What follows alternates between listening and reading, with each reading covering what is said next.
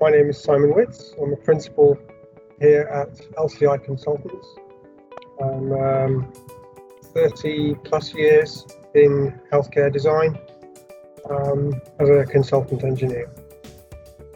My name's Sam Coleman. I've been working with LCI for about 3 years now, just after finishing up at Melbourne Uni. One of our clients at the Austin Hospital here in Melbourne asked us a question in terms of aerosols and how they actually go through systems, and we didn't know.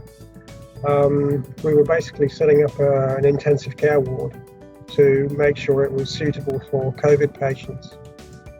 There's a lot of examples of people going through and swabbing, say, a hospital system or a office and looking at where particles have ended up from people coughing or even just other sources. But what we wanted to kind of look at was more of knowing that this can happen. Can we investigate the full extent of how it can happen and how far can it travel? So knowing that it's possible is one thing, but actually being able to measure and record where it went is another. When you look at what a sneeze consists of, it's generated primarily in the mouth and the nose, and the droplets that are created, the saliva and everything else that comes out, tends to be around about 300 to 400 micron in diameter. For a sneeze, we found that there were larger droplets, and that meant that they were a bit more affected by gravity and a little less by air resistance. Cough, on the other hand, is a completely different animal. It's generated deep within the lungs, and the moisture, the droplets come from the lungs in an aerosol form. And when we mean an aerosol form, they are droplets less than a micron in diameter, down to 0.3 of a micron. And at that size, the aerosols remain suspended in the air. The aerosols were very small particles, which meant that their mass wasn't significantly affected by gravity compared to the actual resistance in the air. So the air wanted to just pick them up and move them.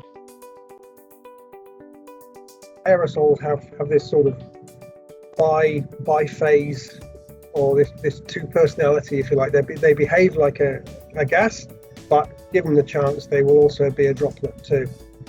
And the Ansys software gave us the ability to model this as a fully coupled biphase fluid.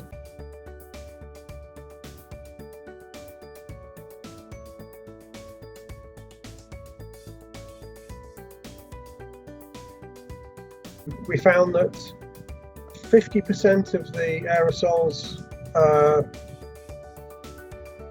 actually landed and fixed on the surfaces, and approximately 50 or so percent was extracted through the ventilation system.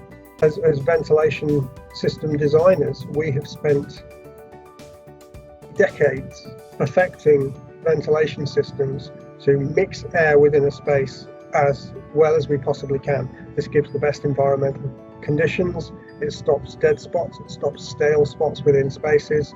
So it's, we've done our best to make sure that ventilation systems mix as well as they can. As it turns out, that's the perfect vector for distributing aerosols.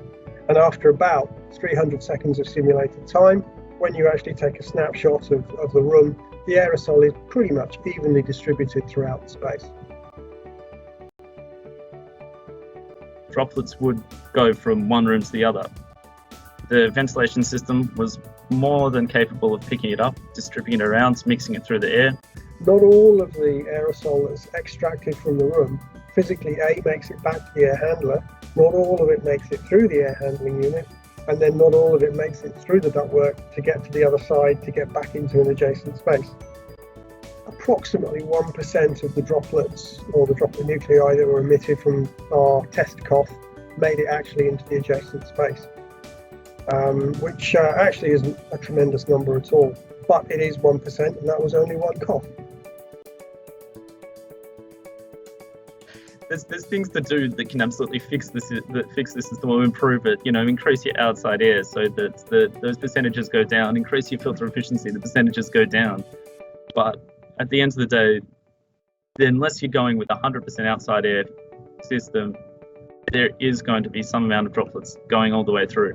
What we found that if the filters were changed to a MERV 15 or 16, so going from a 9 to a 15, which is a much finer grade, that pretty much stopped nearly all of the aerosol from getting through the air handler. It was all captured in the extract ductwork and in the air handling unit.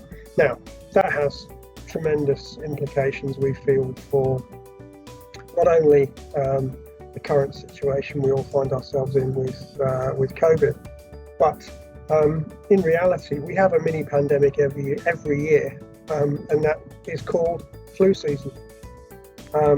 And the mechanism by which flu is transmitted isn't that dissimilar to what we're seeing apparently from COVID.